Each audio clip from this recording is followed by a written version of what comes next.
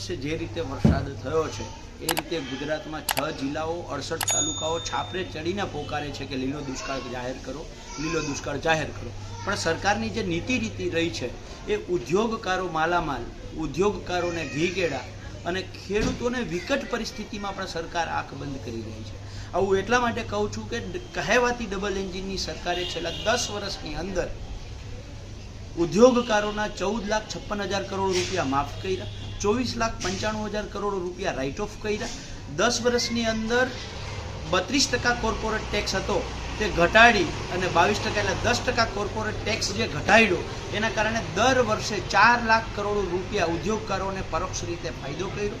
જ્યારે ખેડૂતો માટે કુદરતી આપત્તિમાં જ્યારે સરકારે આપવાની વાત આવે ત્યારે સરકાર આંખ બંધ કરી જાય છે. જે સરકાર રિવરફ્રન્ટો બનાવી શકે છે એ સરકાર દર વર્ષે નદીના કારણે જે ખેડૂતોના ખેતર ધોવાય છે ત્યાં પ્રોટેક્શન વોલ ઊભી નથી કરતી. જે સરકાર શહેરોમાં 15 કિલોમીટરના ફ્લાયઓવર કરે છે તે સરકાર ઘેડના દર વર્ષે ઓછામાં ઓછા 100 ગામો સંપર્ક વિહોણા થાય છે ત્યાં અડધો કિલોમીટરનો પુલ પણ બનાવતી નથી.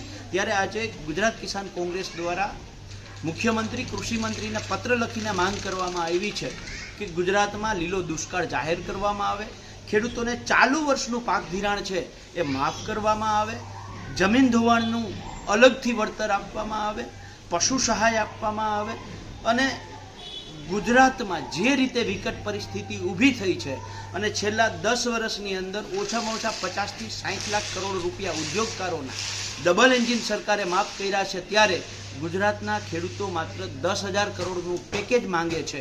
જો સરકાર ખેડૂત લક્ષી હશે, ખેડૂત પ્રત્યે સંવેદનશીલ હશે તો ગુજરાતના ખેડૂતો માટે 10,000 કરોડનું રાહત પેકેજ જાહેર કરશે એવી અમને આશા છે.